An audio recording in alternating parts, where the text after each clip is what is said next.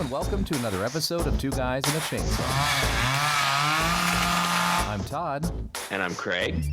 And joining us today for a very special episode is Tyler. Tyler, say hello to the people. Hello, people.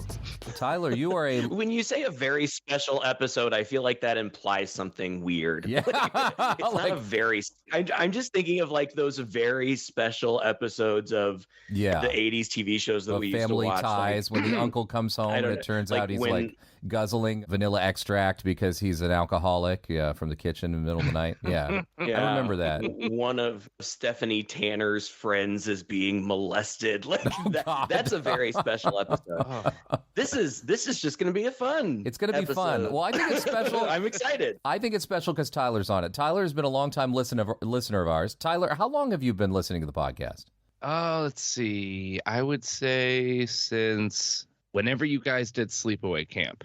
It's how I found you. Oh, boy. That was ages ago. That's how you found us. So you searched for Sleepaway Camp and our podcast came up like high in the Google list or something? Well, how did that work? My relationship to media and how I consume it is, at first, I would watch a movie and then I would immediately have to find a podcast somewhere to listen to it because I just had to get it out. I was losing friends and family because I would talk to them incessantly about what I watched. So I needed a way to... It's just how I needed to process stuff, especially horror films.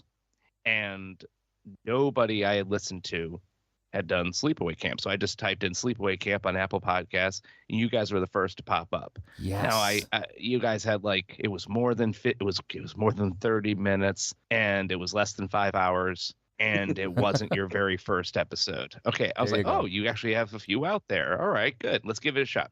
Sometimes I vibe, sometimes I don't. I've listened to full episodes of podcasts and left them, and I've never gone back. You guys, I really clicked with, and I think I remember when they're talking about a specific character, the cook, and he does his gross line about how young they look or something. It just it's a hard cut away from the clip that you guys shared to, I think, Craig going, gross! Oh! Yes, that's what I said. I remember that one. It's like where we come from, we call them baldies, right? Oh, God. I'll never forget that line. It's one of the most disgusting things. I had managed to forget, so thanks. Yeah. Listeners, big hit for Sleepaway Camp. All of them. Watch them all. Well, seriously, 1, 2, and 3. Each one's an amazing experience, but nothing like the first. We need to revisit that I just series. saw 2 for the first time recently, and it was wild.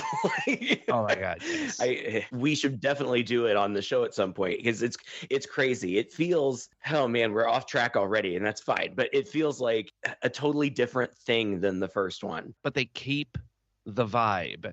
They never stray from the formula that constructs the film into almost a religious way that if you're in number 3 and you crack a smile once, I don't give a crap if you hate them all. You're a fan. Sorry. Yeah, I get it. Yeah. You've come this far. Right. Shut up and enjoy it. That's true. That's true. You managed to. I hate people who poke fun too much and never realize, crap, this is the 15 millionth time I've talked about how much this movie sucks. Oh, shit, I kind of like it. I must actually like it to a certain degree, right? It's kind of ironic that we're talking about that franchise, which is so silly, when I feel like the movie that we're actually here to talk about today, I don't want to be like, it's so serious. It's not so serious, but it just has such a different tone. I think of Jordan Peele, and the first thing that I think is, I know that this is going to be good because this guy is a skilled filmmaker. Yeah. Like, I don't need to know what the story is. It doesn't even matter. Like, I know that I'm going to get something good, so I'm in for it. I do have to admit that this is not my favorite of his movies. We're doing 2022's Nope.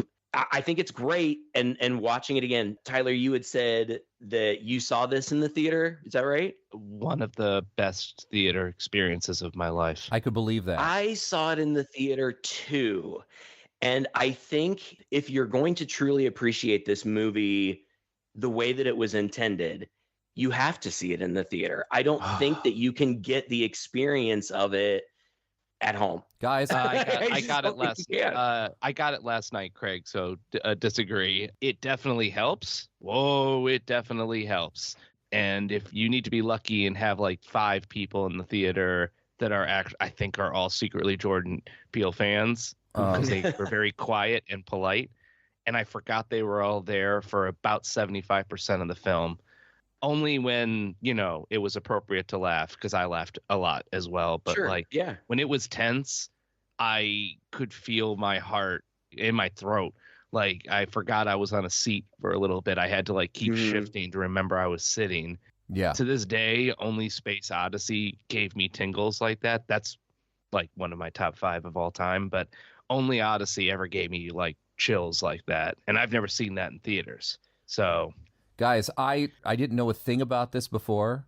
I just knew it was a Jordan Peele movie, but I didn't even know what the premise was supposed to be. I mean, I think I was in China when the previews were showing and stuff. I think this came out shortly after COVID, right? He wrote it during like lockdown time, almost as a response, in that he wanted to have like a big movie that you sort of had to go see in the theaters to really, really appreciate at this time when most people are sitting at home and not going to theaters, and everybody's discussing, will we ever go to theaters again? And plus with streaming, who would? And theaters were doing poorly anyway. And so like this was kind of his idea to do this big cinematic movie that looked good on the big screen. I didn't know anything about this stuff when I watched it, and I'm halfway through this movie, and now the screen I'm watching is pretty darn big. I mean, it covers a good portion of the wall, don't get me wrong, and I appreciated that. But I was also like, God, this deserves to be seen with all the surround sound that you can muster.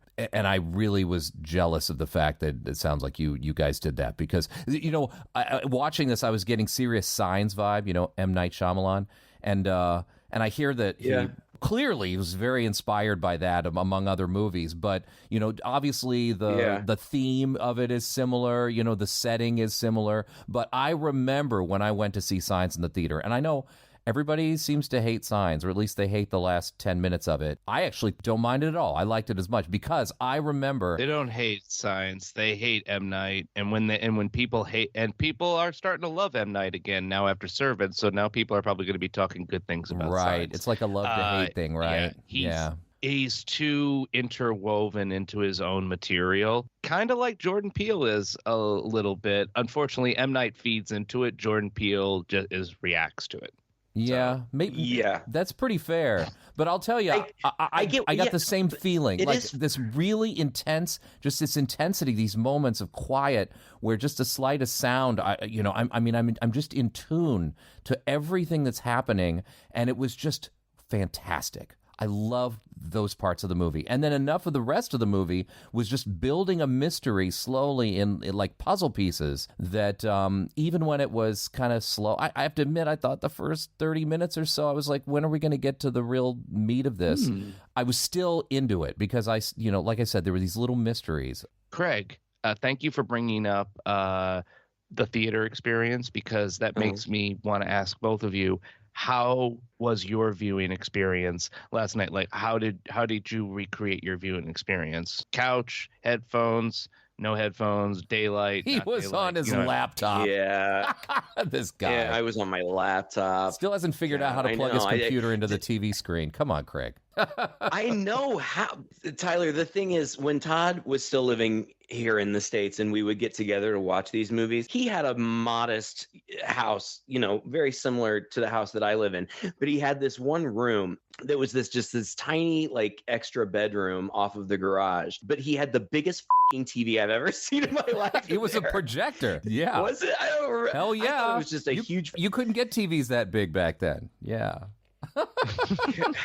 And so we would sit back there in the dark on this janky little like dorm room couch, eating pizza and drinking beer and watching these movies with surround sound in this room. Like, I swear that room was probably like 12 by 12. Like, it was a tiny little room. I miss that room so much. And that's how we used to do stuff. I've got a reasonable sized TV in my bedroom, but I usually am hanging out in my living room. And I've got a TV in my living room, but if I were to put it on the TV, I'm sitting far enough away that I can see better if I just have my laptop right in front of me. The downside of it is, yeah, I put in earbuds, and I that always helps because I appreciate getting the full soundscape. But also, yes, I watched it in the daytime, and it was a very, very different experience because there are some scenes that you just cannot see what's happening if you're watching it. And the scenes where you can see what's happening during the daylight, you're missing some of the lavish beauty and the stark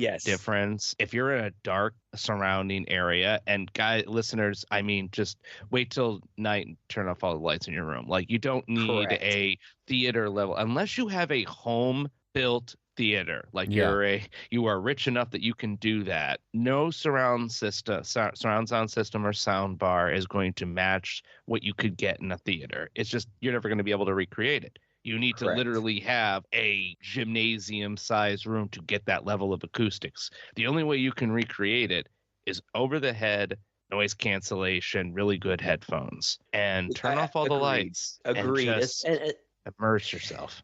Especially turn off all the lights, because seeing it in the theater the first time, this is okay. It's a big mystery. We can talk about it. I don't know how detailed we want to get into the plot, but there's some phenomenon going on. They initially think it's maybe a spaceship, and so maybe there's aliens. Okay, all right, so whatever. And they're on this horse ranch. One of the scenes that I remember, Tyler, you had talked about, your heart racing. One of the most frightening scenes to me in the theater was when the main character, OJ, played by Daniel Kaluuya, hears something in the stables and then goes out to investigate it. And knowing nothing about this movie, God, I feel like I have so much to say. And Todd, you said several things that I wanted to respond to. You said you had no idea going into it what it was about. I didn't really either. They were super coy about it. The trailers didn't show much. You didn't really know what it was about going into it. But at this point, we had kind of seen something moving in the clouds, and, your instinct is, okay, it looks like a spaceship to me. So you're expecting aliens. And then in this scene, in these dark stables, these little aliens just start to slowly appear. Yeah. That one image in particular where the camera just focuses still on a shot where there's like a post right in the middle of it, and it stays there for so long with nothing happening. And of course the score is trying to freak you out too, but then the alien head doesn't pop out. It slowly reveals itself from behind the post. Yeah. I was terrified. Because it's making you think you're in a different alien movie. Yeah. Because everyone knew, just if you saw the title on the cover, that this is a sci-fi film. Western sci-fi. Western. I knew Western more than I knew that there was going to be something weird going on, but I didn't have, and I watched this stuff pretty closely. I was interested in this movie coming out. I was genuinely surprised by what I got. It was not what I was expecting at all. Yeah, me too. And again, all this WWS, Western weird shit. Oh. Is what I call it. It's one of my favorite type of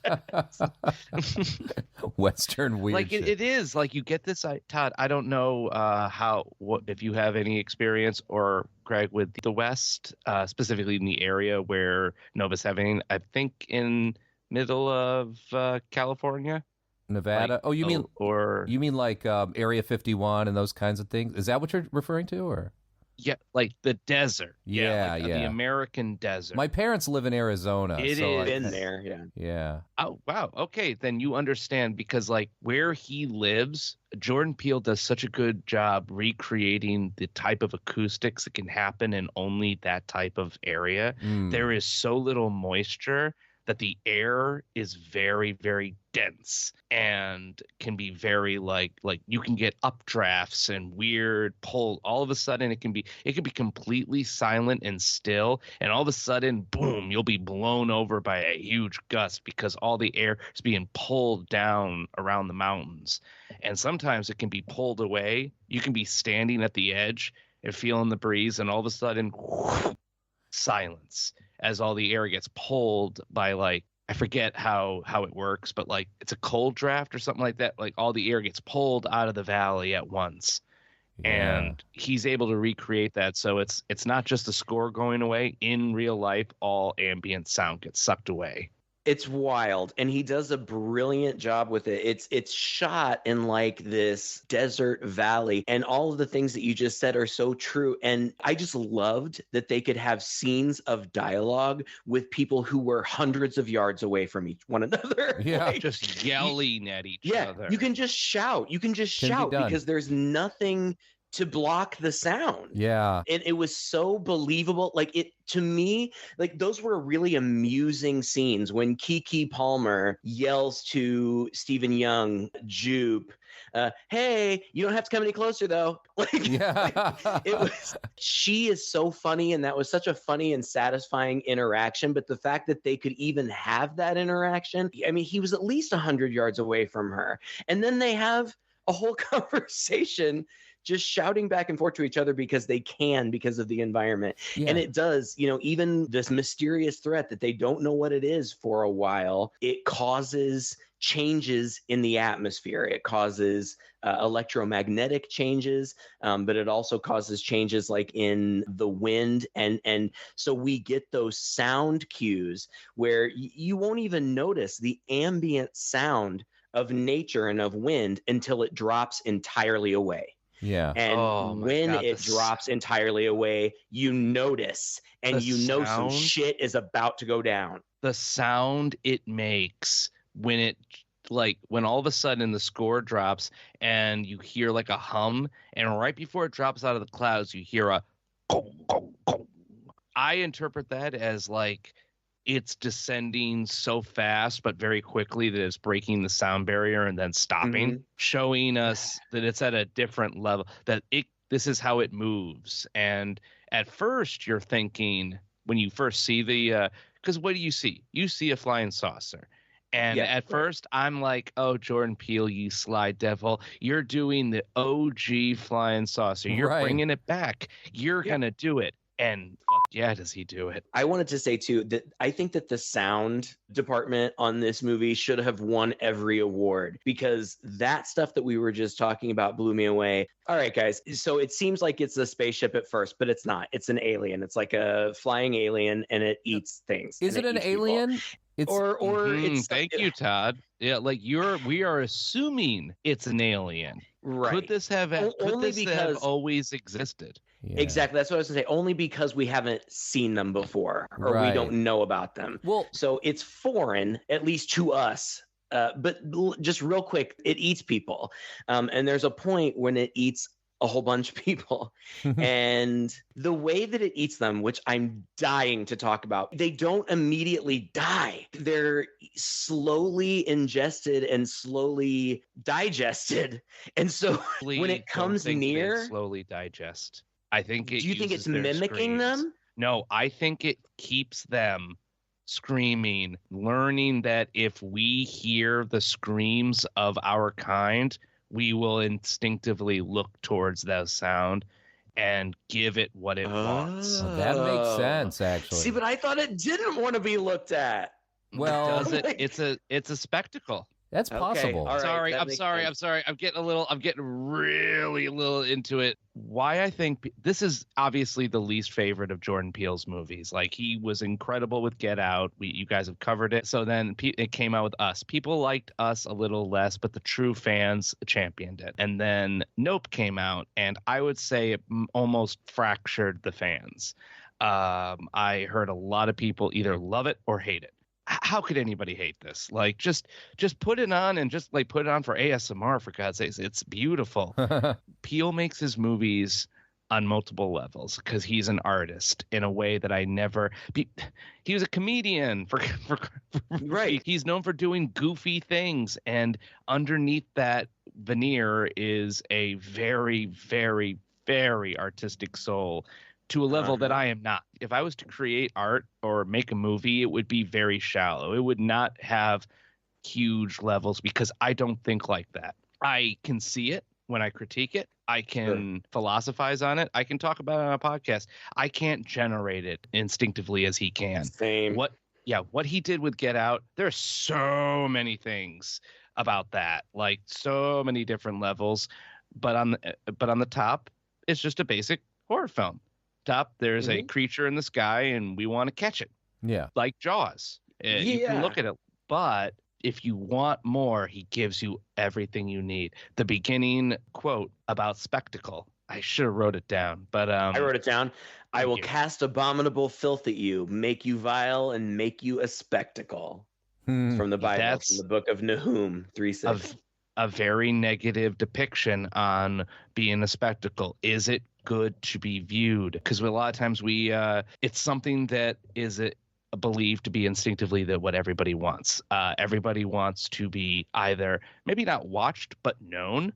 That we instinctively love the idea of fame. That if you put a camera on somebody, immediately like, oh my God, I'm on TV. This is amazing. Smile. Everyone sees you. To be seen figuratively and literally.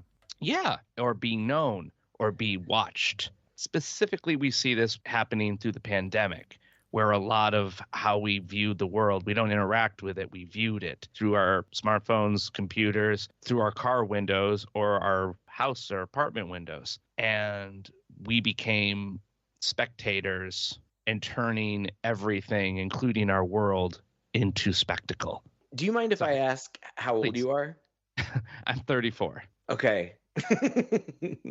I know. You're a little bit younger than us, but I feel like you probably remember a time. Maybe I think that you're probably still coming from the same perspective that we are. That this wasn't always the way of the world before reality television, before TikTok and YouTube and the internet in general. Celebrities were celebrities, and they were an elite population. The reason that this probably, and I feel like this is what Jordan Peele is specifically, commenting on, is today it's just this culture of celebrity popularity. Like everybody has a podcast, including these two douchebags. And, like exactly. Jupe's character. I would 100% believe Jupe has some type of weekly podcast, YouTube channel, something where he talks about Gordy and the TV show and stuff like that. I could imagine that as some true crime thing. I could imagine it perfectly. Jupe's character is so interesting because at first, the opening scene of the movie is, if I'm not mistaken, this tantalizing piece of this destroyed set, this sitcom, this stage, basically, where we are on the stage. Looks like an 80s sitcom, right? We are on the stage in a position to be looked at, except there's nobody in the audience, and there's a chimpanzee walking about, and there's obviously been some kind of horrible thing that happened, and some legs there, and the monkey comes across as very sinister, and then turns and looks at us. That lingers there for quite a while before we get to figure out what exactly that is and how it relates to what we're doing. That's why I say you don't work with chimps, hon. Yeah. Don't work with animals or children. Yeah.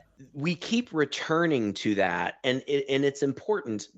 It's difficult to talk about this movie because it's so artfully crafted. It's difficult to talk about it like sequentially because that story really only has to do with the rest of the stuff that's going on thematically. Yeah. Plot-wise, it's really not important, but it is important thematically, and it's one of the most compelling parts of the movie, in my opinion. I am compelled by that point of view shot that we get of this chimpanzee covered in blood on its hands and clothes and mouth. You see a pair of legs, seemingly women's legs, sticking out from behind the couch.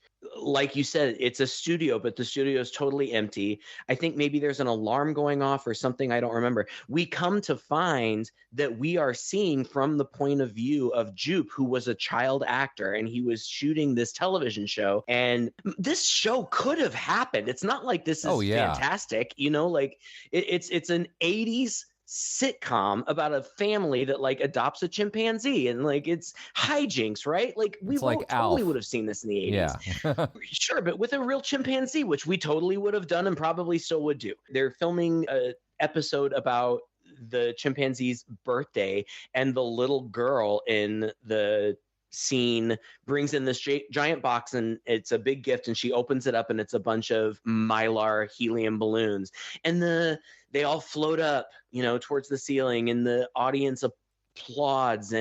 But then the Mylar balloons hit the electric equipment, which was obvious. I don't know who the people were working on this show. Right. This is their fault. But they start exploding, and the chimpanzee goes bananas and violently kills everybody on set except for the boy. And then it approaches the boy, and we're watching all of this happen, and like reaches out to give it a fist bump, because that's like the thing they did in the show. God, the way that this was shot, I was terrified. I was horrified that this was happening. I felt such empathy for that chimpanzee. and then when, the boy and the chimpanzee are going to do their fist bump, the chimpanzee just gets its brains blown out.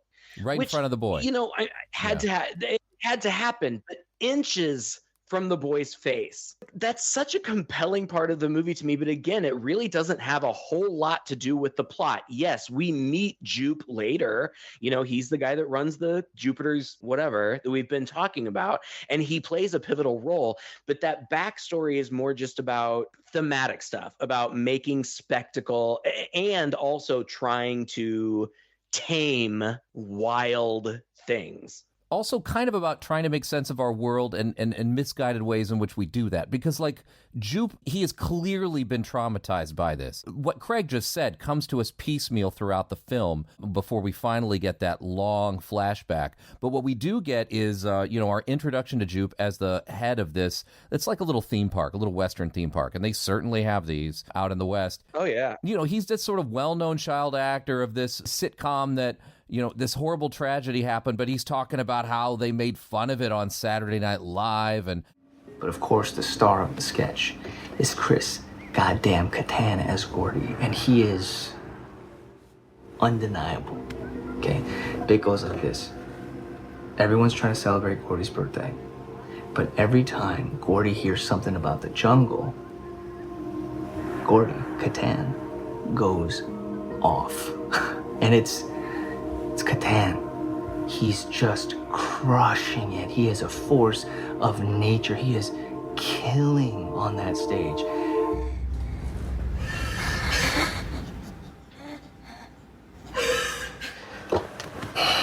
Yeah. I mean, how complicated is that, Gosh, I was just... This is only... He, replaces the memory of what happened with him with that SNL skit. Yeah. Because every time he's recounting it, you see tiny flashes of the actual thing, which is to me going like, oh, little flash. Let's remember the SNL bit, which, by the way, I don't know if those are real names from the SNL actors. Yes. They are? I thought they were fake names. No, Chris Kattan, yeah. I don't recognize a single one of them. Chris Kattan played... He played a monkey character where he would like chew on apple. Yeah. It was Oh my God. I could picture it exactly. I was like, did this really happen? Because it definitely could have. I haven't watched a frame of, I probably have watched 25 minutes completely of SNL in my entire life. And thanks to Jordan Peele and the actor, I was able to picture it too perfectly. Yeah. Oh yeah. Yeah. Oh my gosh. Stephen Yeun, I apologize if I'm mispronouncing his last name. He's a really good actor. Yeah. He doesn't have a whole lot to do in this movie. What he does in this movie is great. I believe him. He, is a businessman, and, he's trying to provide for his family, and he's doing some kind of shady shit, but he's trying to keep it on the up and up. I saw this guy in a streaming show called Beef. Yes. I think it was him and Ali Wong. Yes. Holy shit, you guys. It's not Have you horror. not seen Walking Dead? No. Oh, yeah. Oh, my goodness. No, I don't watch Walking Dead. He's the most beloved Walking character. Dead was his breakout role. He was 12 years old, I think, or 13, and he was Glenn. And he's one of the first characters to join the real cast. I think he's the first person Rick meets. It's insane. That stays with him, and he stays all the way until honestly, I forget. I don't want to give spoilers because I can't really remember how it goes, but he is up until late in this show. It's like he was like the huge fan favorite. Yeah, and fifth season. He I think it's the opening of the 5th season. He gets it pretty bad, and that was when I stopped watching the show. And it was about the reason I stopped watching the show, because I was like, you know what, this isn't bringing me joy anymore. Like, this show is just brutal and it's ugly. I get it. People do terrible things to people. Lord of the Flies, blah blah blah. But I don't need to fill my entertainment. No, they didn't want to pay the actors more. Yeah, that's probably part of it too. Well, no, but the actors wanted to leave the show. They were getting huge offers for other gigs because they're really good. The kid in the show literally was like, I want to attend at least 1 year of public school before I graduate, or regular school before I graduate. I want to be a kid just a little bit. Yeah, but to be fair, his character dies in the comic book too. So I mean, it was in keeping with the original story. Oh, they wanted to keep him in. They restructured it. That's why the Negan stuff was happening. They were structuring to the future was going to be him in the show. I think he effed their entire plans. This is not Walking Dead. But no, Steven Yeun is awesome. But I wanted to comment one thing about the Gordy thing, because that's interspersed throughout the movie, but it's a big part of it. So I think we could talk about it all here. Some people say that if you excise all the Gordy scenes, that you really wouldn't lose almost anything. And I completely disagree, because what I think Peele wanted to show was, and he's a respectful man. He could legally do this, but I'm glad he didn't. And he created his own thing and then referenced what he wanted to show. When Otis says, ask Siegfried and Roy. Yeah. Mm-hmm. It all came back to me. For listeners, if those of you don't know, Siegfried and Roy are still? They're retired, but they're still around. One of them died. He may have. Yeah, you're right. Yeah, but he didn't die in the attack. He recovered. No. He survived the attack. Yes. Siegfried and Roy were Vegas performers, and they had Sasha, a white Bengal tiger. It was their pet as well as their performer. They referred to it as their partner. I'm glad that the documentaries that have come out since have shown that they took incredibly good care of this animal. After, what would you guys say, 15, 20 years of performing or something like that? Way more than that. Yeah, more way than that. Longer. Like 40 years. With this tiger, I think there are pictures with this tiger when it was a kitten. And one day, something happened. The 750-pound Bengal tiger with claws like razors and teeth like nails ripped up either Roy or Siegfried. One of them was taken out in an ambulance, and one of the last things that he shouted, it was recorded by so many news media, I'm still the owner, do not put her down, do not kill her. Please, she is just a creature. She didn't know what she was doing. Yeah. They even tried to spin the story. I don't know if this is true or not, but they tried to spin the story that he was having a medical emergency, and the cat tuned into that and was actually trying to help him. And because I think she got him into her mouth. Well, she picked him up by the throat and dragged him off. Yeah. And who knows what happens? However, I would think if you are one of those guys, exactly.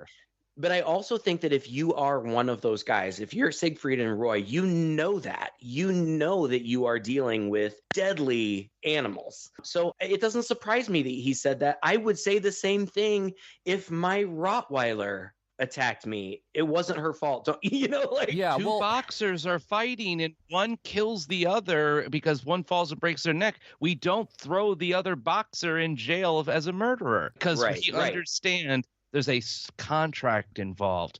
It's how we are different than the rest of nature, and Peele's movies always show that, how we exist in the world, but we always find weird and sometimes even otherworldly ways to differentiate ourselves from nature, whether it be through Get Out, trying to change the natural order of things by dying and eating upon others, or in Us, trying to hide behind our real fears and what we could be with better versions of ourselves and what kind of legacy we built them on, or in Nope, our interactions with the world and nature, those who have respect for it. Somebody who says, hey, tell the horse we're ready to do the take. One of my favorite freaking lines, said with pure sincerity. Tell the horse we're ready. Yeah, it's yes.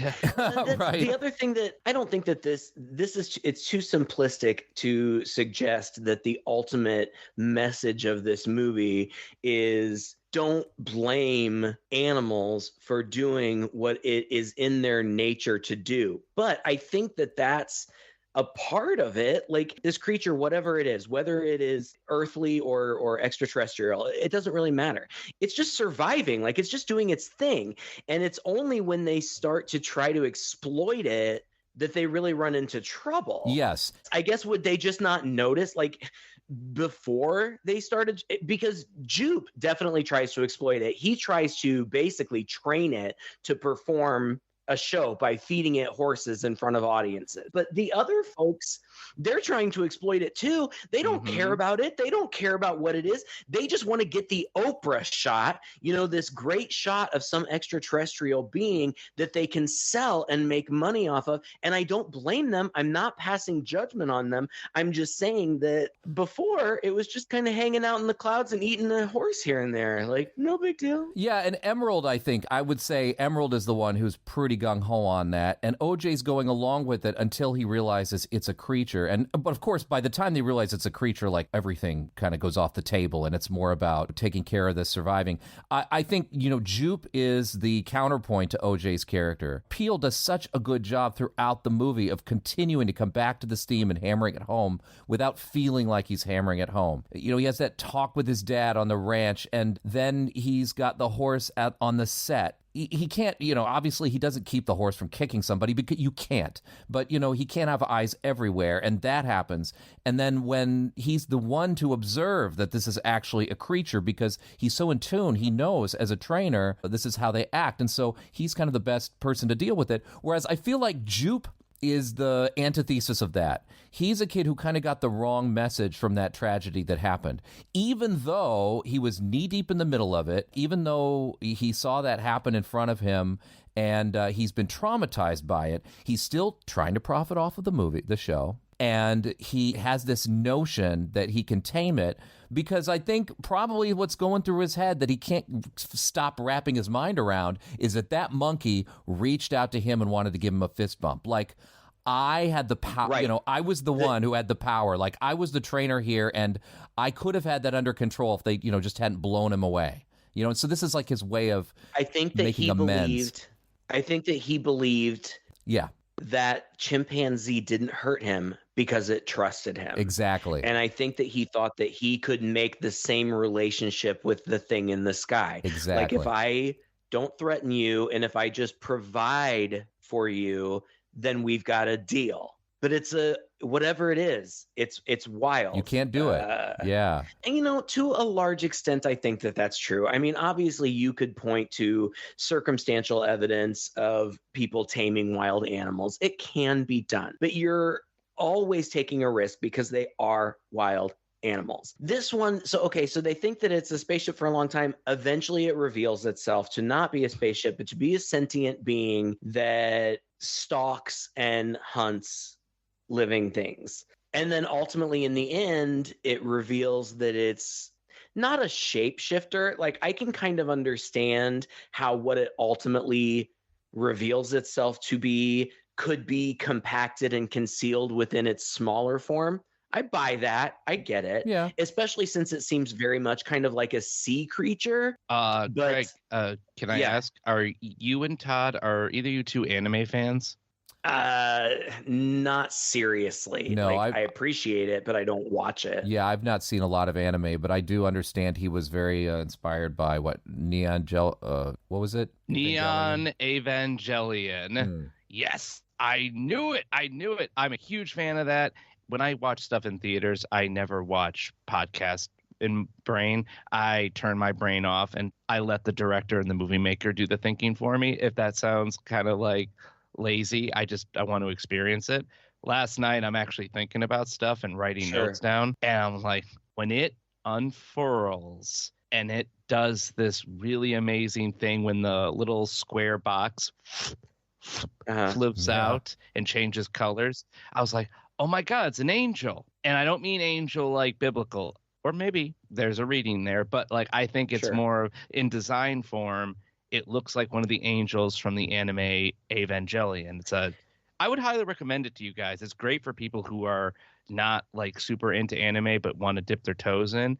It's like 22 episodes long, and it was conceived to be a movie, but the writer had so much more to say. He expanded it outward, and it's about a world that is continuously pelted by these extraterrestrial creatures called angels, and the only way they can beat them is bio-cybernetic, gigantic, transformer-like suits that are operated by children, because only these children can link to them. And basically it's revealed in the show that angels are types of life that could create, that we are one type of version.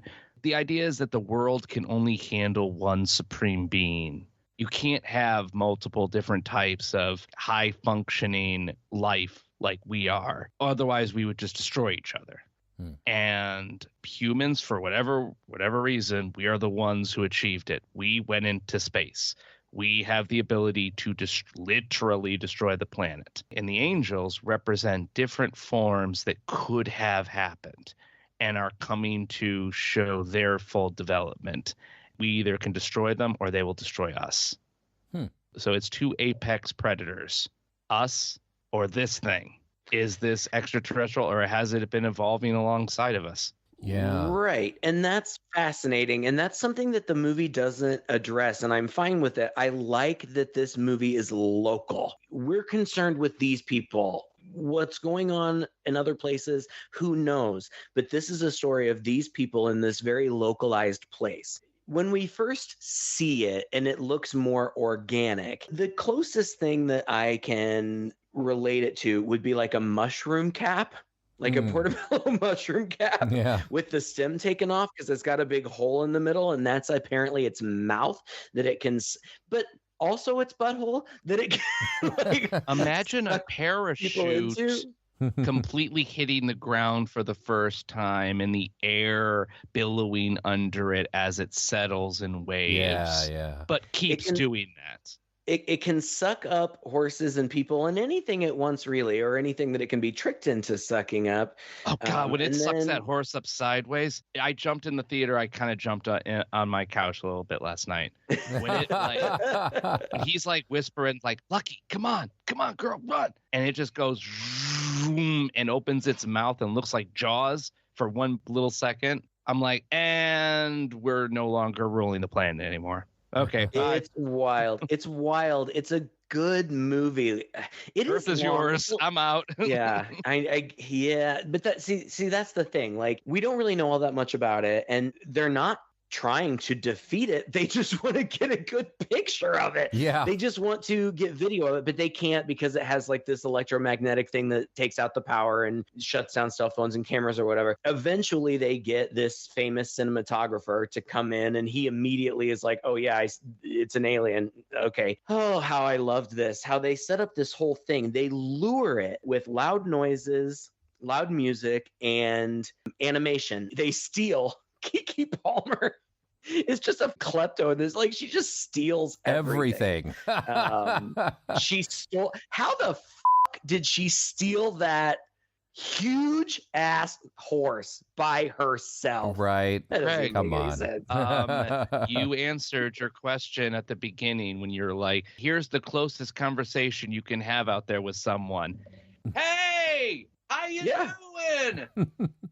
That I tried to really move back from the mic. I hope that worked. But it did. It sounded gorgeous. But no, so yeah, like she probably just pulled up next to it and had about 3 or 4 hours before somebody happened to walk by and got it up in there. It's not like the city where you have, I have 1 second. Fair enough. Like it shows the world that they live in. And June knows that that's his. And I love how she does that when it's just my favorite line. What's up? We setting up a decoy for horse training. Oh, good. You know, we got some of those. Where'd you get yours? Yeah, I'm not really sure. My wife would know. Where'd you get yours? I can't really recall, because if he says, I got it from Dom's on blah, blah, blah. Yeah, Dom's is great. Like mine, I got it from him too. She beats him to it in that line, and that is so funny. And like, to me, that just establishes that this girl is a hustler. This is what she does. Mm-hmm. But it shows Western rules. Like, you can't call your neighbor out as a thief because you don't just pack up and move out there. They have ranches. If I don't like you in a city, I have moved because of neighbors in the city. You can't do that if on a ranch. You can't just sell and move your ranch. Yeah. No, that's generational. So you need to if I call him a thief, you really can't take that back. And I might need his generator if the power runs out. Well, and they have a business relationship. Yeah, so we can't tarnish that. I do need his effing horses for my alien thing. The first time I saw this, it totally went over my head that Jupe was buying their horses to feed to the alien. I missed that 100%.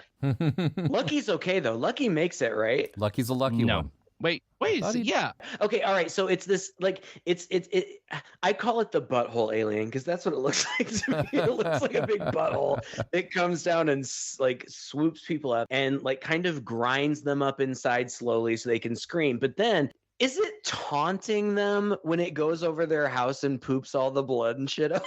It's flexing. Yeah. You created an image of my effing food that hurt me. That's right. And what the heck? It does seem to work based on instinct and learning, because when it eats that fake horse and it fucks it up, they had also attached a line of flags to it. And from that point on, it's afraid of those flags and they can use that, which is smart. I love that whole last part where they set the whole thing up. They're going to lure it there so that they can get the, handheld, not electric camera footage of it. And Daniel Kaluuya has figured out, don't look at it. If you don't look it in the eyes, it won't get you. And he puts blinders on his horse. But then he also, wears this hoodie so that when he puts up the hood, it looks like eyes that are looking up at it, and that can lure it. But then he throws out a parachute with all of these flags on it that scare it away. So good.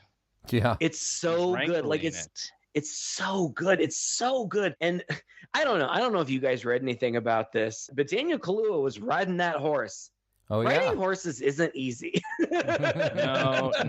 And I really want to know, because it would affect your casting, because you could be like, hey, can you ride a horse? Don't lie on your resume, actors, because if you lie and say you can ride a horse and you show up not knowing how to ride a horse, that's not good. Guess what? You can't learn that overnight. No, if they want you bad enough, they'll teach you, but it's not as easy as one might think. It's not just a matter of getting up there. It requires strength and core strength, and I was impressed. To know how to communicate with the animal. Even the most well-trained horse still requires you to be able to understand how to communicate with them. That is so integral to the movie too, though, because he, being a horse trainer, does know how to work with horses, and horses are fascinating. I don't have a ton of experience with them, but I have been around with them in my life. They are so big and they are so powerful and they are so reactive one way or another. They are easily frightened, they are easily startled, and they are very, very dangerous. They are magnificent animals. They are just pure muscle. Just to run your hands over their bodies. They are just beautiful, powerful animals. But they're very gentle.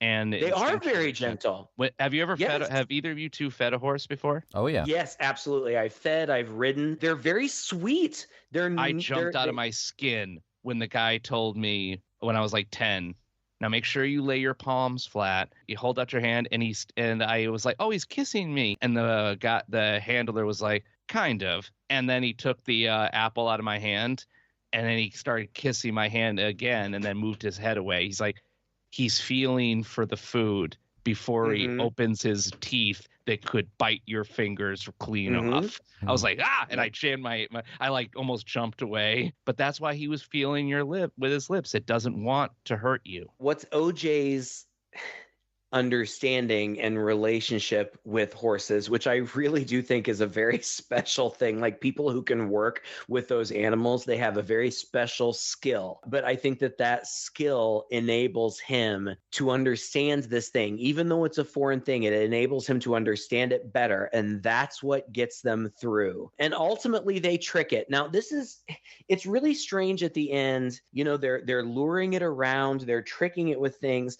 And then there's the whole TMZ photographer part, which I enjoyed watching, but feels too boring to talk about. Yeah.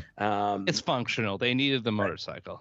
Yeah. Eventually it unfurls itself out of this mushroom butthole into like, I don't know. It looks like a sea creature because it moves. Its movement is as though it's moving underwater. It lives in the air. Yeah, just as That's you would true. in the sky. In the currents of the air.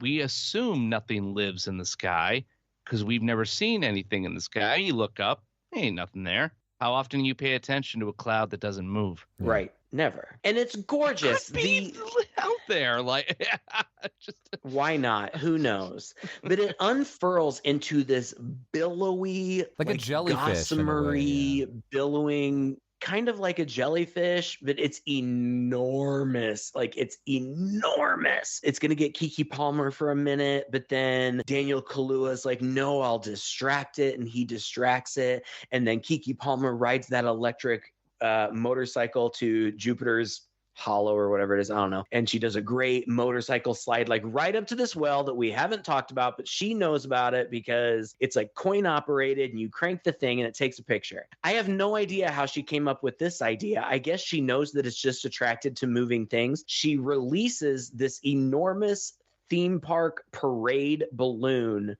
of this like animated cowboy, and it floats up into the air, and it's all very suspenseful. And eventually the thing, whatever it is, attacks it and eats it, and she gets her Oprah shot through the well.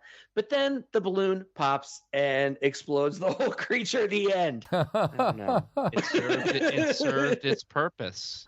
And it also remembers you have to create an agreement with a predator.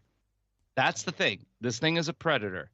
It is an apex predator, and so are we. We cannot exist with a predator that we can't control. Therefore, we must destroy it to preserve our own life. I am not saying that I advocate for killing animals that can kill us. I am just stating that as a evolutionary fact. And if we have things floating around in the sky that could snatch us up, they need to be either controlled or taken out. Yeah.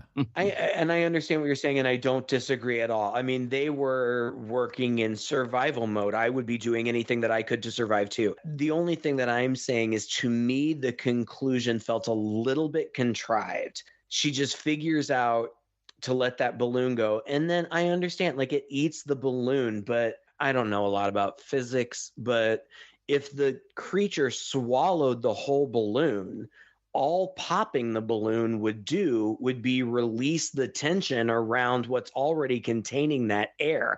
It's not like it would cause it to explode like a bomb went off in there. Is it because of the helium in it? Right, was the idea that it was filled with helium? Is that what I didn't get that either. Yeah. So, well, I mean, helium isn't combustible, but maybe it's more dense than oxygen. Hydrogen is way more flammable, but helium can, under intense pressure, yeah, I mean, pop a balloon, you feel the force. Imagine a balloon that size under. Yeah, but if you popped, this is so stupid. But if you popped a balloon with a match, would it explode? Like, if you, I've seen in my science classes when I was in elementary school, they would fill a balloon with hydrogen and then pop it with a match, and it would like go up in a huge ball of flame. But helium wouldn't do that. Not that it matters, because that's not what happens. By the way, me coming up with the idea that this thing is a sky creature. We have sea creatures that move and are weird looking that exist. You ever seen a box jellyfish? What the F?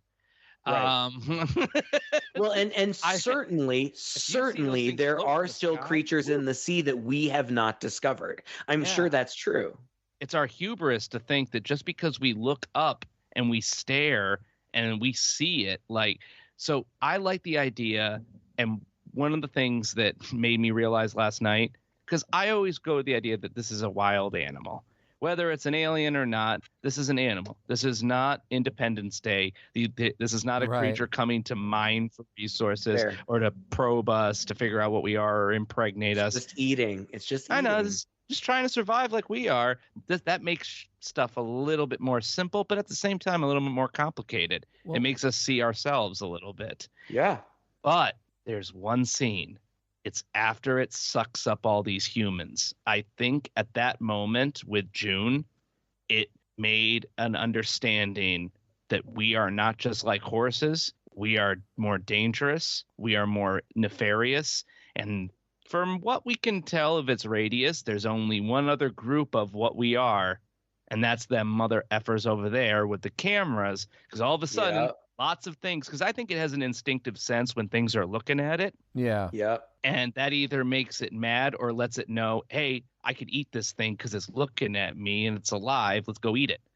And it can't eat the cameras, but it knows it's being watched. So when it gets over their house and opens its maw, you hear those people screaming. Now, in the theater, I thought it was echoing. No, they're still alive. Yeah. It's nightmarish. Until it's horrible. It goes and silences their voices and the blood rains down. Jupe is the one that caused the trouble in the first place. I mean, it wasn't bothering humans until he directed everyone's gaze towards it. You know, I mean, that was the inciting incident. But most animals would learn to fear. This thing is asserting dominance. Right. I love that. Yeah. We have not seen that.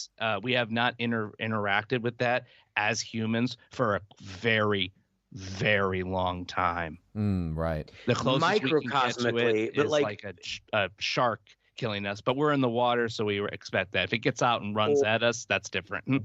Or a chimp ripping off a lady's face, a lady that he was very familiar with, had interacted with many, many times. These things do happen. You talk about hubris. I think as human beings, we have a lot of hubris and think that we are dominant and the top of the food chain. And we forget that these animals have been here as long as we have. And we are just very fortunate that we've created our own environments. If we were to find ourselves in their environment, we would not be necessarily at the top of the food chain. It's a social agreement that we have made with the world. Right. And we're dicks about it too. Like that's the other thing. Like we have populated God, this is so heady and stupid, but like, we've urbanized and created these spaces and said to these animals who are here as long as we've been, you're not allowed here. And if you come here, we'll kill you. Even if you're just coming here because you don't have anywhere else to go and you're just working on your basic instinct. Yet you have the 5-year-old to 8-year-old Tyler who is afraid of spiders but doesn't want to kill them and has my mom help me pick them up with paper and a glass and set them outside. So like, like I kill them now. I'm old and tired, but at one point in my life, I had a natural understanding of the world around me. And I think as humans, we grow and we have an individual connection with the world and we have a social, special connection with the world. And this movie interacts with that on both levels, I've noticed. Well, and I think, too, if you were to take the idea that this is a creature that's always been here, in a way, it's just kind of been backed into a corner, right? We have taken over so much of the airspace and, we're looking up at the sky and monitoring the sky so much that this is maybe one of the few places on Earth that it could retreat to where it could be safe. It could stand, it could be around. How many times did a jet take out a group of these things? Yeah, I know. I thought about that too, and right? It also begs the question, this surely can't be the only one. Well, and oh my God. That what if every time you see chemtrails, it's one of them getting torn to pieces?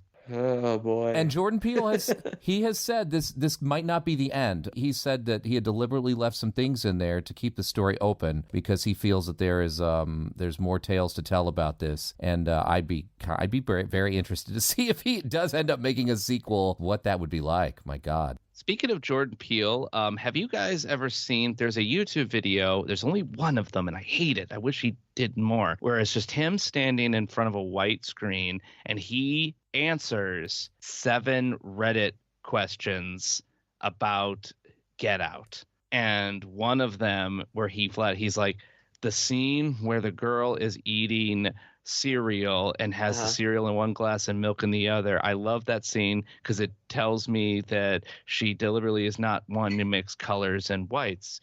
And it emphasizes your theme of racial. And he pauses and looks and goes, dang, that is brilliant. I did not think about that. I just wanted to show her being a weird girl eating cereal like that. Who eats That's cereal so like funny because as an English teacher, like I'm constantly with my students analyzing literature, but I'm always telling them there's not a right answer. The only way that we could know what the author was trying to do is if we could ask them, and we can't. Like most of the time we can never ask them. So all we can do is try to figure out stuff for ourselves. Are we right? Are we wrong? We'll never know. You know, like that's a part of writing, literature, movies, acting, spectacle. It is that like you have the person who wrote the book or the person who made the movie or painted the painting. And then you have the audience, people who are looking and getting different reactions. We entered into an agreement. I'm giving you something to listen to, and now you're listening to it and going to interpret it. Yeah. And I see that as the overall theme in this entire movie. Everything from Gordy and the show to this thing being looked at for its food or to be related to its food and its consumption. We've been talking about this movie so deeply, but, you know, if you're listening to this, you can be enjoyed on that level, but it also can be enjoyed on just the level of spectacle and entertainment. It's a very exciting movie. Oh, yes. It's so much fun to watch. These moments where these sweeping views, he shot this in film. This was the first horror movie apparently shot in IMAX, and it deserved to be because he's really paying respect to all those great John Wayne Westerns that I remember, you know, with these sweeping landscapes, really does justice to what it is like out there. It's just gorgeous to behold, but then also adds to the terror of the fact that, like, there's nowhere to hide from this thing.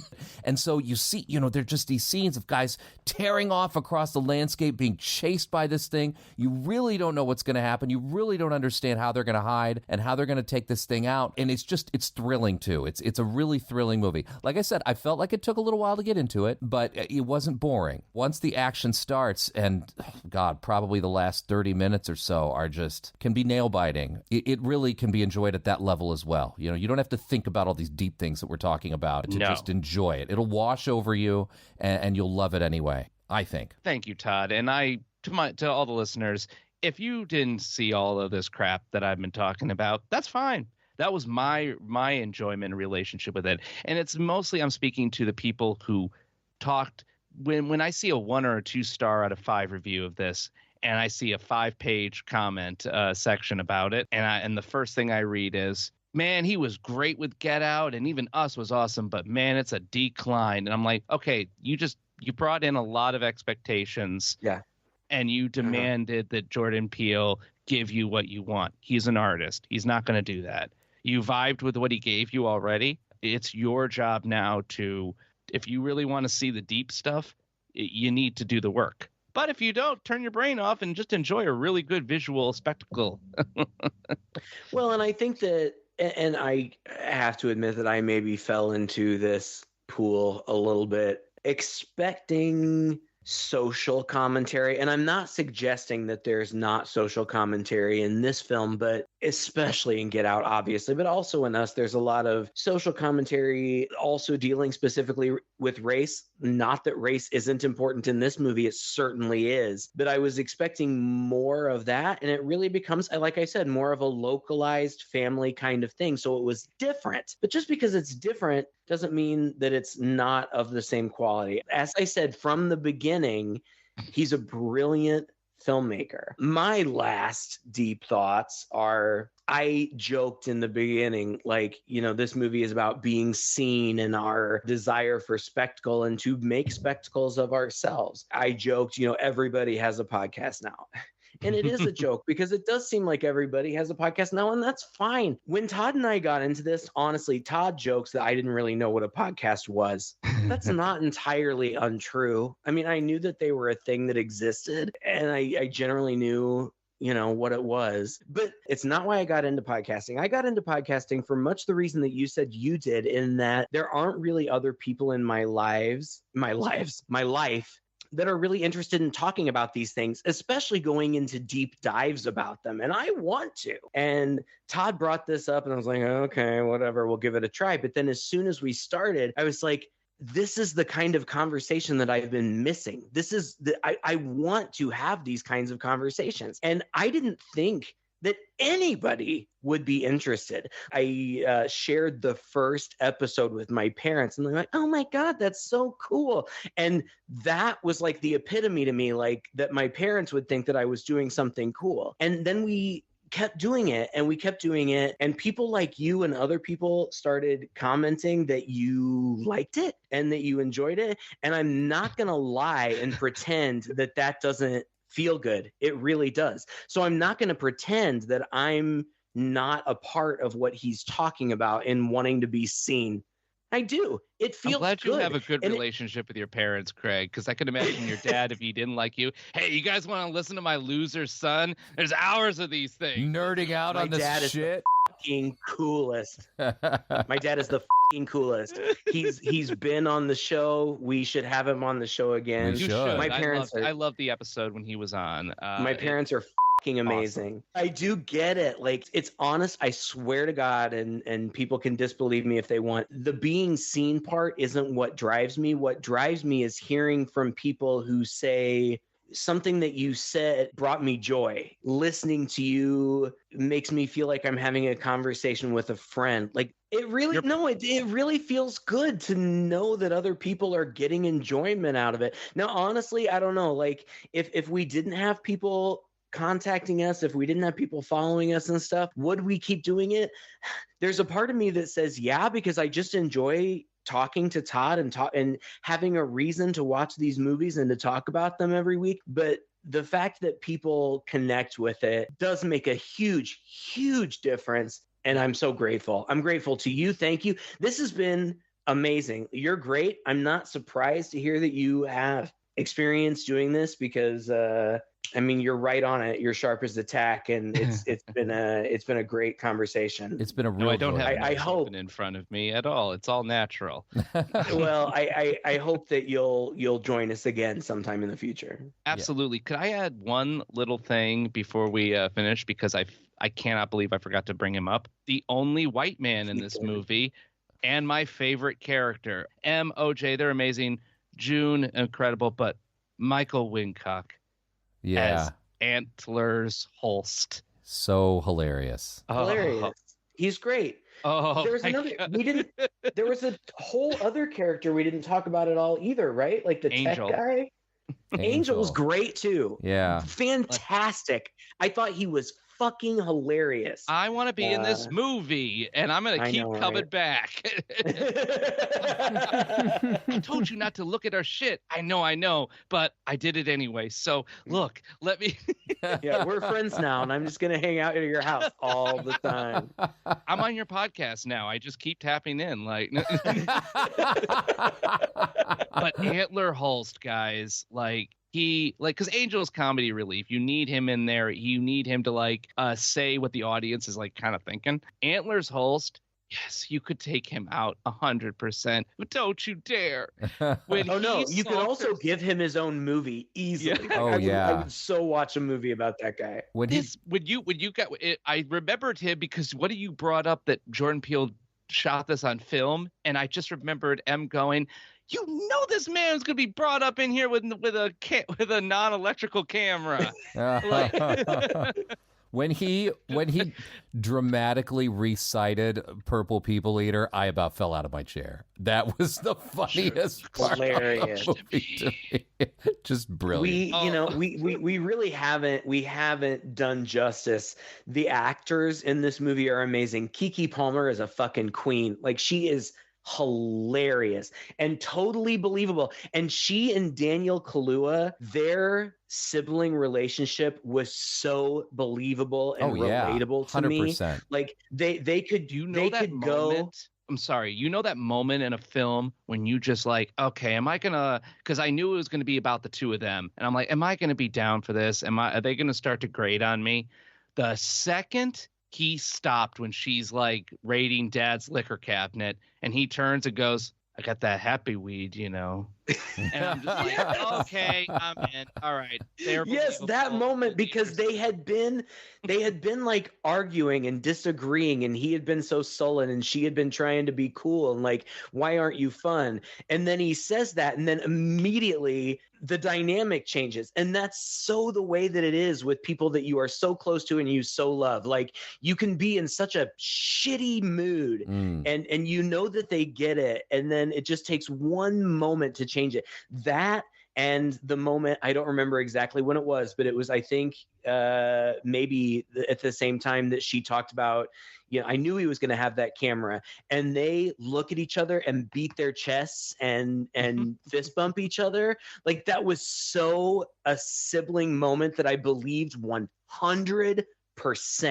And I knew that these folks were ride or die. Like, it was just so believable. When Antlers Holst kills himself basically for no reason. But here's the thing, like, half of me was laughing because it was so funny, where he's just like, it's gonna be glorious.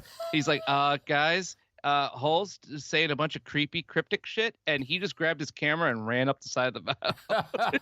I'm like, oh man, I knew it. I knew something was wrong with that. Like, Keke gives this look of like, oh crap, he's about to do some weird artist shit, isn't he? And like, it was great. Oh, I had to bring it up because it's such a joy, because you keep thinking the movie's gonna end, but it doesn't. It just keeps ramping up, and and by the way, props to Jordan Peele for not killing Angel. I thought for sure he was going to get bisected or like torn apart by all that barbed wire. Yeah. Sacrificing himself. Me too. And when he was supposed to die, he was scripted to die. They made the decision not to kill him. He's too likable. Like, I'm so glad he's alive. And he's so funny because he's that lovable douche that you love. Like, with that dumb, like, bleached hair with the inch of roots showing. Like, he's such a douche, but he's such a lovable douche. Like, I would so be friends with that guy. I would go to his apartment and smoke weed and do virtual reality. One last thing, my boss is going to ask for a survey, and 5 stars, Angel. 5 stars. Got it. All right, I'm leaving now. Goodbye. Keke Palmer, if you're listening, I'm a huge fan. You're fucking hilarious. And come be on our show. And you're an amazing singer too. A guy who plays Angel, come on to the show, please. Because like when he goes like, well, I guess you're all crashing at my place tonight because you totally can.